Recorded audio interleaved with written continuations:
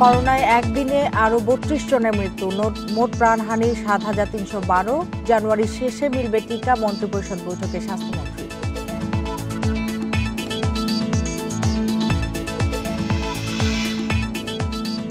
বিভিন্ন অঞ্চলে শৈত্যপ্রবাহে জনজীবন বিপর্যস্ত। শেষ সপ্তাহে আসছে আরেকটি, বাড়ছে শীতজনিত রোগ, হাসপাতালে ভোগান্তি।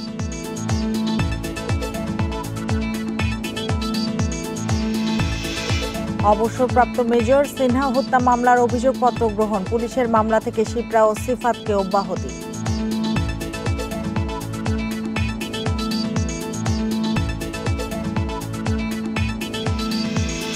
কুষ্টিয়ায় বিপ্লবী বাঘা যতীনের ভাস্কর্য ভাঙচুরের মামলায় যুবলীগ নেতা সহ ৩ জন রিমান্ডে, অপর আসামি পলাতক।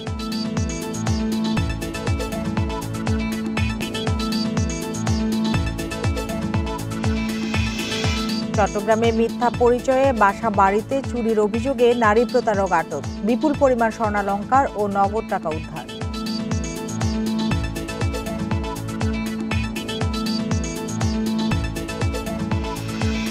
আমন্ত্রণ সমগ্র বাংলাদেশে, আপনাদের সঙ্গে আছি আমি সুমনা সিমি। এতক্ষণ জানাচ্ছিলাম শিরোনামগুলো, এবার জানাবো পুরো খবর।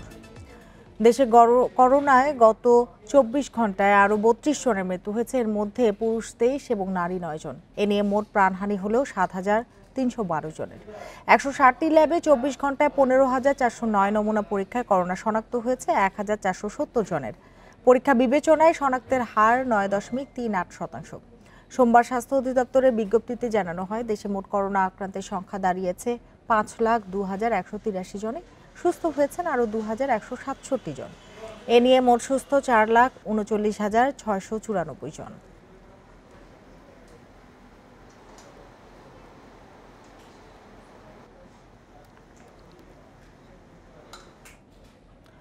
জানুয়ারির শেষে বা ফেব্রুয়ারির শুরুতে অক্সফোর্ডের টিকা বাংলাদেশে পাওয়া যাবে বলে মন্ত্রিসভাকে জানিয়েছেন স্বাস্থ্যমন্ত্রী জাহিদ মালিক। বিষয়টি নিশ্চিত করেছেন মন্ত্রিপরিষদ সচিব খন্দকার আনোয়ারুল ইসলাম।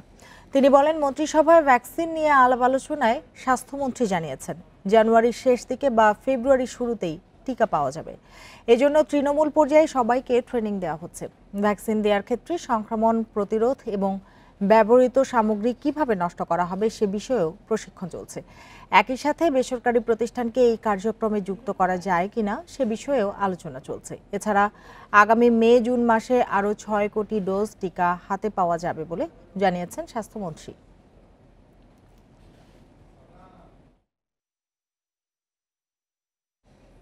শৈত্যপ্রবাহের কারণে সারা দেশেই শীতজনিত রোগবালাই বাড়ছে। শ্বাসকষ্ট, ডায়রিয়া নিয়ে হাসপাতালগুলোতে ভিড় লেগে আছে শিশু ও বয়স্ক রোগীদের। হঠাৎ করে রোগীর সংখ্যা বাড়ায় হিমশিম খেতে হচ্ছে চিকিৎসকদের। আবার হাসপাতালে ঠাসাঠাসিতেও রোগীরা পাচ্ছেন না সুচিকিৎসা। গরম কাপড় আর তরল খাবার খাওয়ার পরামর্শ দিচ্ছেন চিকিৎসকরা। তাপমাত্রা কম বেশি হলেও শৈত্যপ্রবাহের জের টানছে বয়স্ক ও শিশুরা। দেশের বেশিরভাগ হাসপাতাল এখন বয়স্ক আর শিশু রোগীতে পরিপূর্ণ। বেশিরভাগই ভুগছেন ডায়রিয়া, নিউমোনিয়া, জ্বর, সর্দি, শ্বাসকষ্ট সহ ঠান্ডাজনিত নানা রোগে। খুলনা বিভাগীয় শিশু হাসপাতালে এ মাসের প্রথম ১৪ দিনে ভর্তি হয়েছে ৩১৩ জন। এর মধ্যে শ্বাসকষ্ট নিয়ে মারা গেছে এক শিশু। বাসা সমস্যা নিয়ে আছে, পাতলা পায়খানা হয়েছে, বমি হয়েছে আর জ্বর আছে গায়ে। মানে একটু বুকে হালকা চাপ ছিল, কিন্তু এখন ঠিক হয়ে গেছে। শীতের সময় সবচেয়ে বেশি যেটা হয় ডায়রিয়া, ভাইরাল ডায়রিয়া, তো এই রোগীরও প্রভাব বেশি। আমাদের হাসপাতালে প্রায় এখনও ভর্তি যেসব রোগী আছে তার প্রায় 35% হচ্ছে শ্বাসকষ্ট এবং মানে রেসপিরেটরি ট্র্যাক্ট ইনফেকশন যেটা আমরা বলি, এই ধরনের রোগী। একই অবস্থা রাজশাহী বিভাগের বেশিরভাগ জেলাতেও। এছাড়া রংপুর, পঞ্চগড়েও বাড়ছে শীতজনিত রোগীর সংখ্যা। পঞ্চগড় সদর হাসপাতালের বহির্বিভাগে লম্বা লাইনে দাঁড়িয়ে থেকে চিকিৎসা নিতে হচ্ছে রোগীদের। শীতের প্রকোপ বেশি থাকায় শ্বাসকষ্টজনিত রোগ এবং ডায়রিয়ার প্রকোপ বেশি। এই মুহূর্তে আমাদের ইনডোরে বেশ কিছু শিশু ভর্তি আছেন যারা শীতজনিত রোগে আক্রান্ত, বয়স্করাও শ্বাসকষ্টজনিত রোগে আক্রান্ত। শীতকালীন সময় যেহেতু ঠান্ডা কুয়াশা থাকে, সূর্য বের হয় না, সেক্ষেত্রে ঠান্ডা লাগার প্রবণতা বেশি থাকবে। সেই ক্ষেত্রে বাচ্চাদের যেটা হচ্ছে যে ঘর থেকে একটু কম বের হবে ছোট বাচ্চা হলে, এবং তারা বাইরে যাবে, মানে বন্ধু বান্ধবের সাথে একটু কম মিশতে হবে। দ্যাট ইজ মাইগ্রেশন, এক জায়গা থেকে এক জায়গায় বেড়াইতে যাওয়া, এগুলো একটু কম করবে। এছাড়া ফেনী, লক্ষ্মীপুরেও বাড়ছে ঠান্ডাজনিত রোগের প্রকোপ। গরম কাপড়ের অভাবেই ঠান্ডা লেগেছে বেশিরভাগ রোগীদের। তীব্র শীত নিবারণে প্রশাসনের সহযোগিতা চেয়েছেন স্বল্প আয়ের মানুষ। এদিকে শীতে আগুন পোহাতে গিয়েও দগ্ধ হয়েছেন অনেকে। আগুনে পুড়ে মারা যাওয়ার ঘটনাও ঘটেছে অনেক জায়গায়। গত 5 দিনে দগ্ধ হয়ে রংপুর মেডিকেলেই ভর্তি হয়েছেন 5 জন। খাদিজাতুল কুবরা, ইন্ডিপেন্ডেন্ট নিউজ ডেস্ক। এ নিয়ে আলোচনার জন্য বগুড়া থেকে যোগ দিয়েছেন শিশু রোগ বিশেষজ্ঞ শারমিন আফরোজি শিল্পী।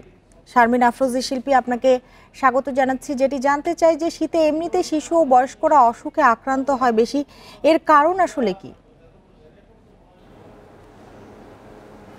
ধন্যবাদ আমাকে সংযুক্ত করার জন্য। শিশুদের কথাই বলি, যদি বাচ্চাদের আসলে ইমিউনিটিটা স্বভাবতই একটু কম থাকে এবং এদের রোগ প্রতিরোধ ক্ষমতা অন্যান্যদের তুলনায় কম হয়, এদের ঠান্ডায় আক্রান্ত হওয়ার প্রবণতা বেশি। আর যেহেতু শীতের কারণে শুষ্কতা, এই শুষ্কতায় কিন্তু আপনার ভাইরাস, ব্যাকটেরিয়া, এই সমস্ত রোগের প্রবণতাটা অনেকখানি বেড়ে যায়। আর বাচ্চারা আসলে এই জন্য ঝুঁকিতে থাকে, তারা প্রপারলি আপনার হাইজিনটাও খুব ভালো মতো মেনটেন করতে পারে না যদি আমরা সচেতন না হই। সেই ক্ষেত্রেও কিন্তু তাদের আক্রান্ত হওয়ার প্রবণতাটা বেড়ে যায়। বয়স্কদের ক্ষেত্রে কি ঘটে আসলে?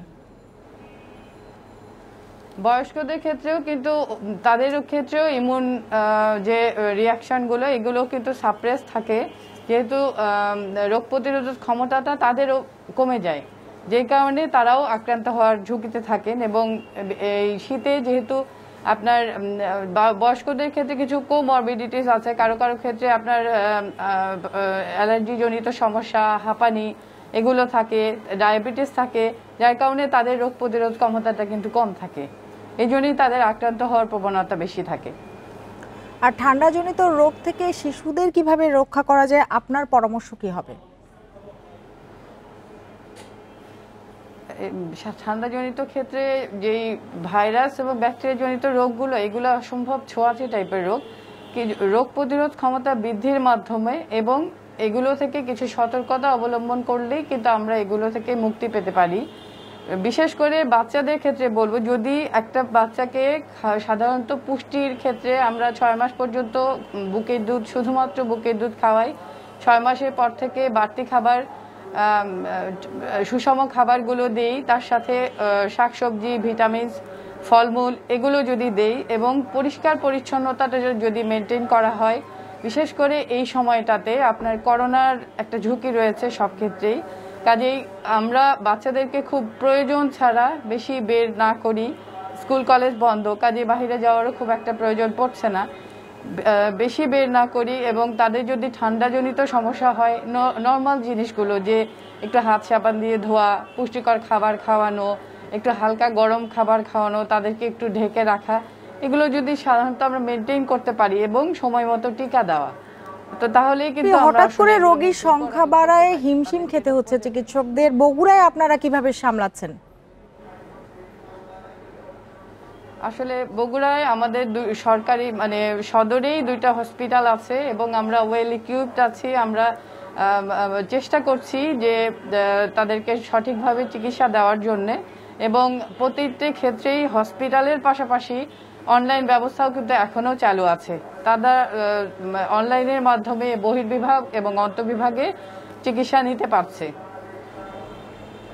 শারমিন আফরোজি শিল্পী, আপনাকে অনেক ধন্যবাদ আমাদের সাথে যোগ দেওয়ার জন্য, আমাদের সময় দেওয়ার জন্য। বাড়ছে শীতের প্রকোপ, আর এতে সবচেয়ে কষ্টে ছিন্নমূল ও মানসিক ভারসাম্যহীন মানুষ। এসব মানুষদের কেউ রাত কাটায় খোলা আকাশের নিচে, কেউ যাত্রী ছাউনিতে। প্রচণ্ড ঠান্ডায় বিপর্যস্ত এসব মানুষের অনেক সময় জোটে না দুবেলা খাবারও। মেহেরপুরে বিভিন্ন রাস্তা, যাত্রী ছাউনি কিংবা ব্যবসা প্রতিষ্ঠানের সামনে এভাবেই দেখা মিলবে ছিন্নমূল ও মানসিক ভারসাম্যহীন মানুষের। এমনিতেই অর্ধাহারে অনাহারে দিন কাটে এসব মানুষের, তার উপর এখনকার প্রচণ্ড শীত দুর্ভোগ বাড়িয়েছে কয়েক গুণ। পথচারীরা সদয় হলে কখনো খাবার জোটে, নয়তো দিন কেটে যায় অনাহারেই। প্রয়োজনীয় শীতবস্ত্র নেই বেশিরভাগের। জেলায় পুনর্বাসনের কোনো ব্যবস্থা না থাকায় এসব মানুষের দিন কাটে অন্যের দয়ায়।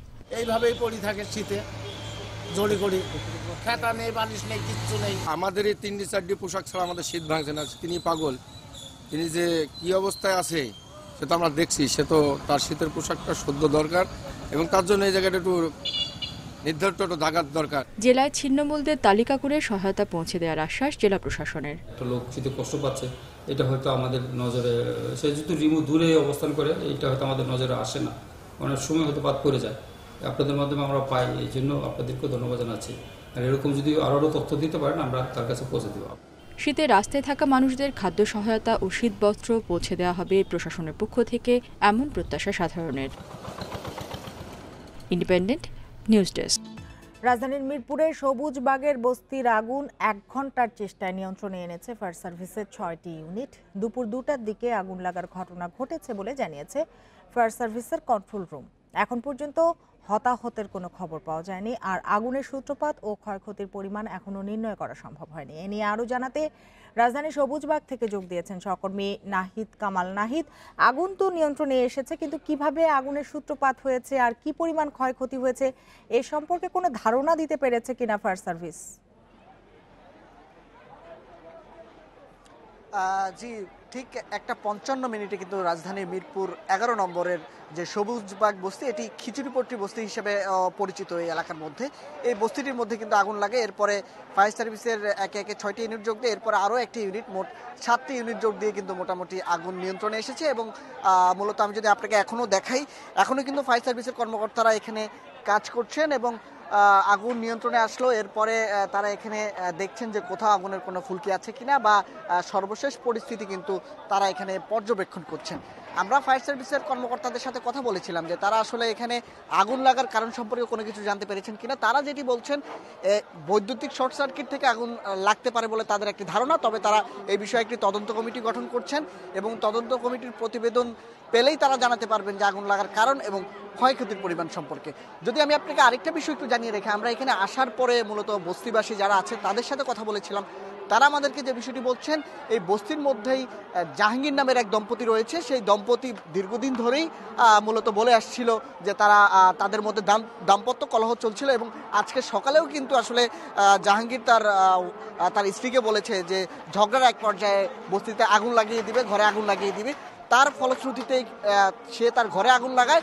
এরপর আগুন কিন্তু পুরো বস্তিতে ছড়িয়ে যায় বলে কিন্তু বস্তিবাসী আমাদেরকে জানিয়েছেন। তো অনেকে যেটি বলছেন, ফায়ার সার্ভিসের কর্মকর্তারা আগুন লাগার পরপর খবর দেওয়ার পরেও তারা অনেকটা দেরিতে এসেছেন বলে কিন্তু এখান থেকে অভিযোগ করা হয়েছে। এরপরে মূলত এক পাশে আগুন লাগার পরে পুরো বস্তিতে আগুন ছড়িয়ে পড়ে এবং যে পাশটা এখন দেখছেন, এই পাশের পুরো ঘর কিন্তু একেবারে সবকিছু পুরো ছাই হয়ে গেছে।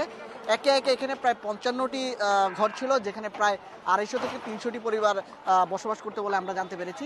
মূলত কেউই কোনো মালামাল নিয়ে বেরোতে পারেনি, সবকিছু পুরো ছাই হয়ে গিয়েছে। কিন্তু আমি যদি আপনাকে একটু দেখাই, এখানে আমরা এখানে স্থানীয় জনপ্রতিনিধি সহ যারা আছেন তাদের সাথেও কথা বলেছিলাম। তারা যে বিষয়টি বলছেন, যেহেতু বস্তিটি এখানে দীর্ঘদিন ধরে এখানে বস্তিবাসী বসবাস করছে এবং যেহেতু ক্ষয়ক্ষতির পরিমাণ অনেক হয়েছে, তারা এই বিষয়ে কিন্তু তাদের পর্যবেক্ষণের পরে সাহায্যের ব্যাপারেও কিন্তু আমাদেরকে জানিয়েছেন।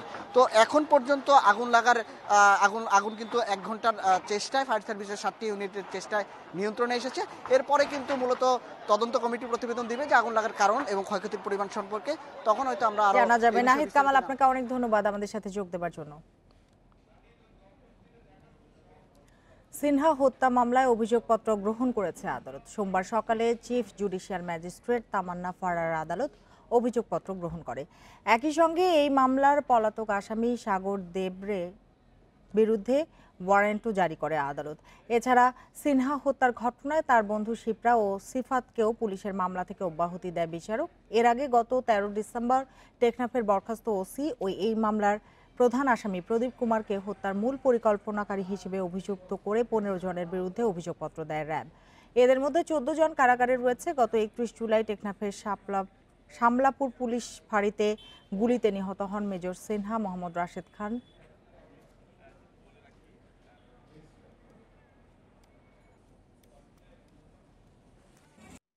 অভিযোগপত্রটা অ্যাকসেপ্ট করেছে।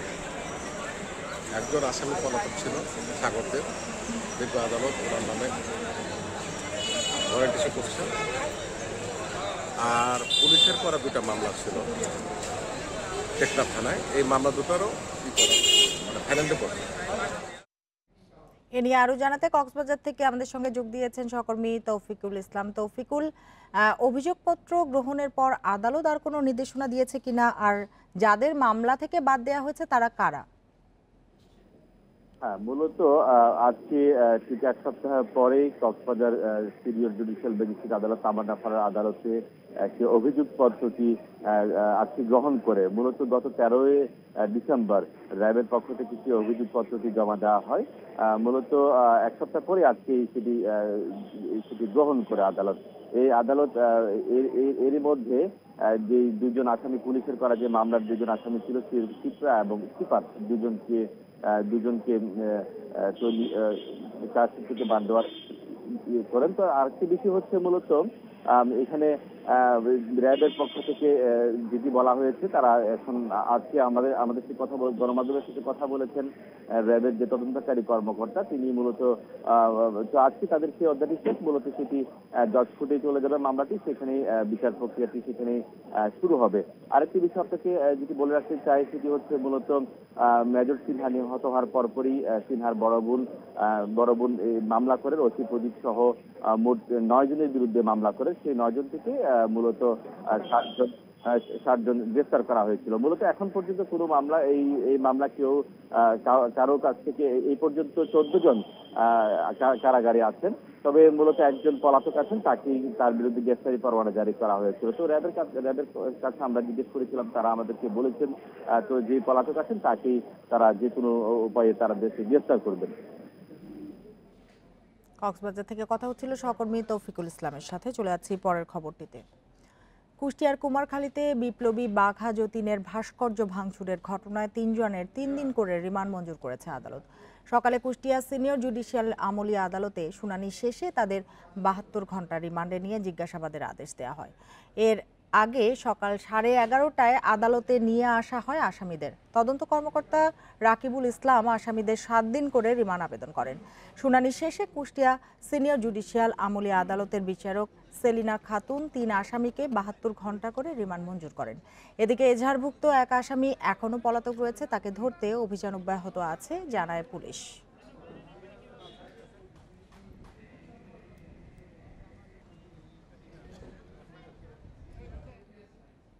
শেরপুরে জাতির জনক বঙ্গবন্ধু শেখ মুজিবুর রহমানের সকল ভাস্কর্য ও মুরাল ঘিরে বিশেষ নিরাপত্তা ব্যবস্থা নিয়েছে আইনশৃঙ্খলা রক্ষাকারী বাহিনী।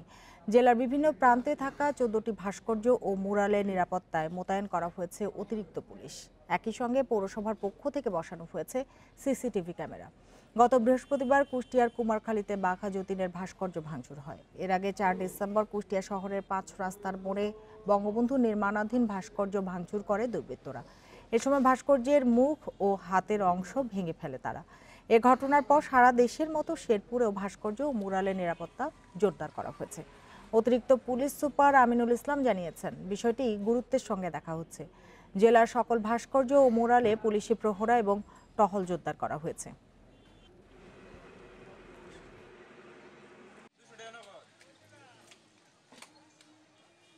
প্রতি থানা থেকে আমরা ডিউটির জন্য পুলিশ মোতায়েন করেছি এবং তারা ওই ভাস্কর্যস্থলে প্রতিনিয়ত 24 ঘন্টায় ডিউটি করতেছে। এবং নকলায় আমাদের আলাদা একটা বিশেষ ব্যবস্থা আছে, পৌরসভা কর্তৃক প্রথম ভাস্কর্যতে সিসিটিভি ক্যামেরা স্থাপন করা হয়েছে।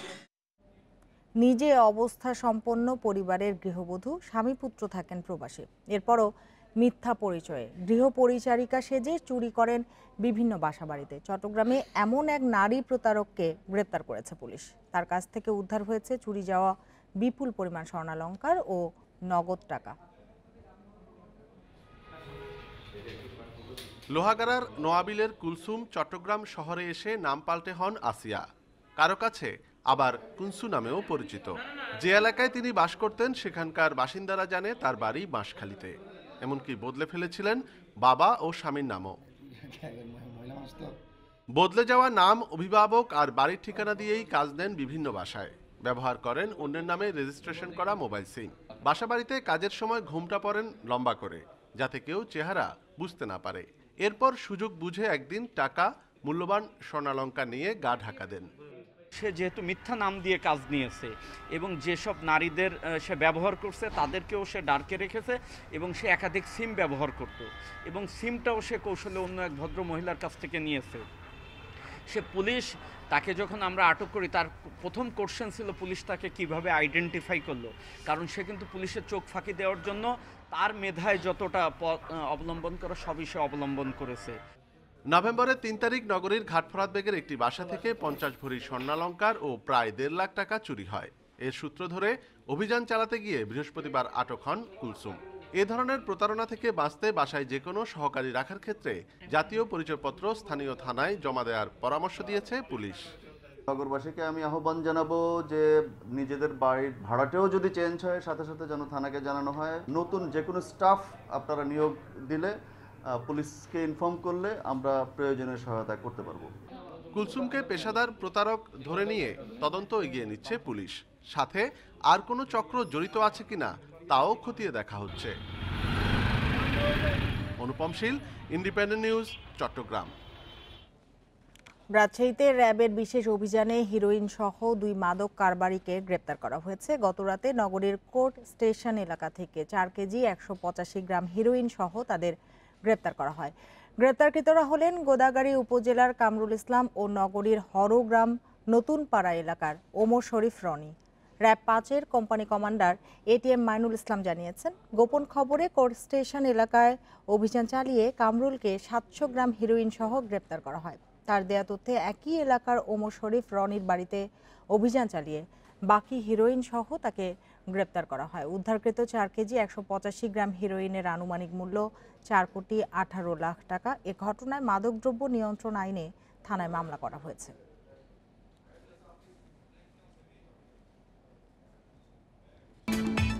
ফরিদপুরে 1,500 গৃহহীন পরিবারের মুখে হাসি ফুটতে যাচ্ছে। মুজিব বর্ষ উপলক্ষে প্রধানমন্ত্রীর আশ্রয়ন প্রকল্পের আওতায় জেলার 9 উপজেলায় 1,500 পরিবারকে সেমি পাকা ঘর করে দেওয়া হচ্ছে। 2021 সালে জানুয়ারির মধ্যে এসব ঘর জমি সহ সুবিধাভোগীদের হাতে তুলে দেওয়া হবে, একথা জানিয়েছেন জেলা প্রশাসক অতুল সরকার। ফরিদপুরের 9 উপজেলায় শুরু হয়েছে মহা কর্মযজ্ঞ। দিনভর চলছে মুজিববর্ষ ভিলেজের বাড়ি তৈরির কাজ। এসব তদারকিতে ব্যস্ত সময় পার করছেন জেলা প্রশাসনের কর্মকর্তারা। আগামী জানুয়ারি মাসে প্রধানমন্ত্রী শেখ হাসিনার এই উপহার তুলে দেয়া হবে গৃহহীনদের মাঝে। আমাদের ঘর ছিল না, বাড়ি ছিল না, জায়গা ছিল না, থাকতাম পরের জায়গায়। পাকা ঘর পাইছি, এই জন্য শেখের বেটিকে অসংখ্য ধন্যবাদ। আমি কোনো ঘর বাড়ি নাই, আমার শেখ হাসিনা একটা ঘর দিছে, আমি এর জন্য অনেক সুখী। মুজিব বর্ষ উপলক্ষে প্রধানমন্ত্রীর আশ্রয়ন প্রকল্পের আওতায় জেলার ভূমিহীন ও গৃহহীনদের জন্য তৈরি হচ্ছে 1470টি বসতঘর। 440 বর্গফুটের প্রতিটি বসতঘরে থাকছে 2টি শোবার ঘর, 1টি রান্নাঘর ও সামনে খোলা বারান্দা। প্রতিটি বাড়ির জন্য বরাদ্দ 1,75,000 টাকা। আর পুরো প্রকল্পে খরচ হচ্ছে 26 কোটি টাকা। মুজিব বর্ষে মাননীয় প্রধানমন্ত্রীর উদ্যোগে ভূমিহীন এবং গৃহহীনদের জন্য গৃহ নির্মাণের দেশব্যাপী যে কর্মযজ্ঞ, যে 1 লক্ষ মানুষকে ভূমিহীন এবং গৃহ দেওয়ার যে উদ্যোগ গ্রহণ করা হয়েছে, তারই অংশ হিসেবে ফরিদপুরে কিন্তু 1470টি ঘর প্রাথমিক পর্যায়ে নির্মিত হচ্ছে। ইউনিয়ন চেয়ারম্যানদের দেয়া তথ্য যাচাই করে নিশ্চিত হওয়ার পরেই সুবিধাভোগীদের তালিকা চূড়ান্ত করেছে স্থানীয় প্রশাসন। সংসদ সদস্য এবং উপজেলা ও ইউপি চেয়ারম্যানরাও দুস্থদের মুখে হাসি ফোটাতে কাজ করছেন। 2021 সাল নাগাদ বাংলাদেশে কোনো গৃহহীন কোনো লোক থাকবে না। সেই উপলক্ষে আমাদের উপজেলায় 220টি ঘরের বরাদ্দ আছে। ইতিমধ্যে 40টি ঘরের কাজ সম্পূর্ণ হয়েছে। মাননীয় প্রধানমন্ত্রীর এই উদ্যোগের কারণে আজকে ভূমিহীন গৃহহীন যারা আছেন তারা ঘর পাচ্ছেন। তাদের যে সুখটা, তাদের মুখের হাসিটা দেখলে আমরা খুবই শান্তি পাই এবং এই ধরনের কাজ করতে পেরে খুবই আনন্দিত অনুভব করছি। মুজিব বর্ষে কেউ গৃহহীন থাকবে না। প্রধানমন্ত্রী শেখ হাসিনার এই ঘোষণা বাস্তবায়নে ফরিদপুর সদর উপজেলায় 292টি, ভাঙ্গা উপজেলায় 250টি, আলফাডাঙ্গায় 220টি, সদরপুরে 178টি, চরভদ্রাসন 150টি, মধুখালীতে 148টি, নগরকান্দা 150টি, বোয়ালমারীতে 92টি ও সালথা উপজেলায় 35টি বসতঘর তৈরি হচ্ছে। অনিমেষ কর, ইন্ডিপেন্ডেন্ট নিউজ, ঢাকা। ভূমিহীনদের আবাসনে দেশের নানা জেলার আশ্রয়ন প্রকল্পে নেই সঠিক পরিকল্পনা, হচ্ছে না জরুরি সংস্কার।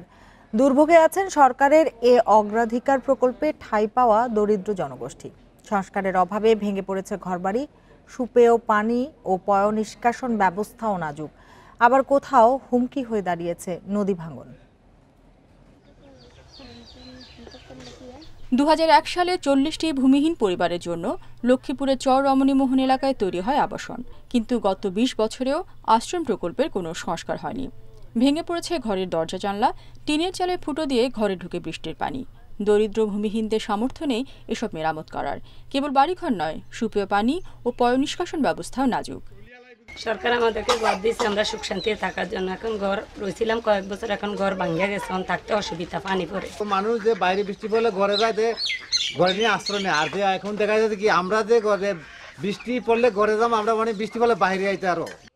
জেলার আশ্রয় কেন্দ্রগুলোর আরেক হুমকি নদী ভাঙন। মোট 104টি ভাঙাচোরা অবস্থায় বেশিরভাগ ঘরবাড়ি। অনেক টিউবওয়েলই অকেজো, পয়ঃনিষ্কাশনের অবস্থা সঙ্গীন। সীমিত বরাদ্দ নিয়ে যথাসম্ভব সংস্কার কাজ চলছে জানালেন জেলা প্রশাসক। আমাকে বাথরুম নাই, এবার ঘর থেকে পানি পড়ে, আমরা রইতে পারতেছি না। টিউবওয়েল নাই, পায়খানা নাই, তারপরে তো একটা সাইকেল সেন্টার লাগে তা নাই, একটা স্কুল লাগে তা নাই। ইতিমধ্যে আমরা আশ্রম প্রকল্প থেকে কিছু বরাদ্দ পেয়েছি, কিছু আশ্রম প্রকল্পে মেরামত কাজ করা হয়েছে, বাকিগুলো বরাদ্দ পেলে আমরা কাজ সম্পন্ন করব। পিরোজপুরের 7 উপজেলার 14টি আশ্রম প্রকল্পে বাস করে 1212টি হতদরিদ্র পরিবার। রেশমি নন্দী, ইন্ডিপেন্ডেন্ট নিউজ। সরকারের আশ্রয়ন প্রকল্পগুলোর বেহাল দশা। বসবাসের অনুপযোগী হওয়ায় ঘর ছাড়ছেন অনেকেই। সুপেয় পানি ও পয়ঃনিষ্কাশন ব্যবস্থাও নাজুক। জেলা প্রশাসনের দাবি বাজেট না থাকায় সংস্কার বন্ধ, তাই এ অবস্থা। দুর্যোগ ব্যবস্থাপনা ও ত্রাণ প্রতিমন্ত্রী জানালেন, টিআর ও কাবিখা থেকে বরাদ্দ দেওয়ার সিদ্ধান্ত নেওয়া হয়েছে। 2001 সালে ফেনীর সোনাগাজী উপজেলার আশ্রয়ন প্রকল্পে ঠাঁই হয় 120 পরিবারের। 20 বছর পর ঘরের চাল আছে তো বেড়া নেই, নেই দরজা, চালের টিনগুলো ভাঙা, রয়েছে সুপেয় পানির সংকট। সরকার আঙ্গরে ঘর দিছে, ঘরে টানের মেরামত করতে পারেন না। কত জয় বৃষ্টি বিজি হুজি লয়া কত কষ্ট করে আসে আমরা থাকি, আমরা কানা দানারও কষ্ট। 2005 সালে জালকাঠির উত্তর কিস্তাকাঠি আবাসন প্রকল্পে জায়গা দেওয়া হয় 450 পরিবারকে। রাস্তা ও ড্রেনেজ ব্যবস্থা ভঙ্গুর, নেই চিকিৎসার সুযোগ। এখনো ঘর ভাঙ্গা হিত তলে বসবাস করি, বৃষ্টি আইলে পাইলেরই পেতে কুলের তিনে তো রান দেখাম কেমনে মাইপুলা লই। সর্বদিকে ডেরেং ডোরেং রাস্তাঘাট সব দিকে আল্লাহ নামে আমার কষ্ট হয়। বন্যা আসলে তো এমনিও আমাকে আশ্রয় নেওয়ার জায়গা থাকে না, কোনো কমিশনে তখন খবরও লয় না যে আসিম না মরছি। চেয়ারম্যান মেম্বার তখন রায় না, যাই ভোটা এই সবাই একটু আওয়া ধরে। সারা দেশে কত আশ্রয়ন প্রকল্প রয়েছে তার সঠিক হিসেবেও নেই ত্রাণ ও দুর্যোগ মন্ত্রণালয়ে। তবে আশ্রয়ন প্রকল্পের এমন দুর্দশার খবর জানা রয়েছে প্রতিমন্ত্রীর। এটা আসলে সত্যি, আমি আমার সংসদীয় এলাকায় দেখেছি একেবারে অস্বাস্থ্যকর পরিবেশ, কোনো রকম সংস্কার করা হয় নাই। আশ্রয়ন প্রকল্প সরাসরি সংস্কার কাজের উদ্যোগ নিয়েছে, কিন্তু সেটা এখন পর্যন্ত শুরু হয় নাই। কিন্তু উপজেলার নির্দেশনা আছে টিআর কাবিটা থেকে তাদের এই সংস্কার করতে হবে। এদিকে 8,82,033টি ঘর দেওয়া হবে ভূমিহীনদের। এরই মধ্যে দুর্যোগ ব্যবস্থাপনা ও ত্রাণ মন্ত্রণালয় এবং ভূমি মন্ত্রণালয়কে নিয়ে একটি কমিটি গঠন করা হয়েছে। এই প্রকল্পের আওতায় প্রাথমিকভাবে 3 লাখ ভূমিহীন পরিবারকে 2% জায়গায় ঘর তুলে দেওয়া হবে। এবার প্রতিটি ঘরের জন্য বরাদ্দ 1,80,000 ও 3,25,000 টাকা করে। এটা নজরদারির জন্য জাতীয় কমিটি করা হয়েছে, জেলা কমিটি করা হয়েছে, উপজেলা কমিটি করা হয়েছে এবং ইউনিয়ন পর্যায়ে কমিটি করা হয়েছে। তারা এটা তদারকি করবে এবং প্রত্যেক কমিটিতে কিন্তু ইঞ্জিনিয়ারদেরকে রাখা হয়েছে। অনিয়ম রোধে এবার ভূমিহীনদের তালিকা সরাসরি তৈরি করছে প্রধানমন্ত্রীর কার্যালয়। স্পেসিফিক ডিজাইন করা হয়েছে। Hasif Mahmud Shah, independent news, Dhaka. আপনারা আছেন সমগ্র বাংলাদেশে। নোয়াখালীর হাতিয়ায় বরযাত্রীবাহী ট্রলার ডুবির ঘটনায় আরও এক শিশুর মরদেহ উদ্ধার করা হয়েছে। এ নিয়ে দুর্ঘটনায় মৃতের সংখ্যা বেড়ে হয়েছে 11 জনে। রোববার সন্ধ্যায় চেয়ারম্যান ঘাট চ্যানেল থেকে 1 বছর বয়সী শিশু আমিরের মরদেহ উদ্ধার করা হয়। এখনও 4 শিশু নিখোঁজ রয়েছে। গত মঙ্গলবার হাতিয়ার নলেজ চর থেকে অর্ধ শতাধিক বরযাত্রী নিয়ে ভোলার মনপুরা যাওয়ার পথে মেঘনা নদীতে ডুবে যায় এই ট্রলারটি। এ সময় অনেকে সাঁতরে তীরে উঠলে নিখোঁজ ছিল নববধূ সহ 15 জন।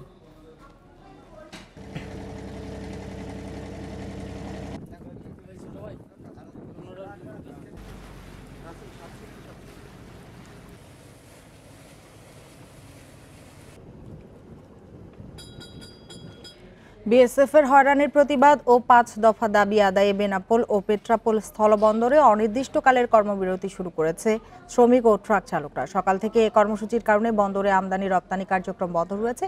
দুপাশে আটকে পড়েছে অনেক পণ্যবাহী ট্রাক। বেনাপোল পেট্রাপোল বন্দর কর্তৃপক্ষ জানিয়েছে, আমদানি রপ্তানি বাণিজ্যে স্বচ্ছতা ফেরাতে সম্প্রতি দুই দেশের প্রশাসন বন্দরে কড়াকড়ি আরোপ করে। তবে ট্রাক চালকদের অভিযোগ, তল্লাশির নামে হয়রানি ও পণ্য পরিবহনে বাধা দিচ্ছে বিএসএফ। হয়রানি বন্ধ এবং নির্বিঘ্নে যাতায়াতের দাবিতে আন্দোলনে নেমেছেন তারা।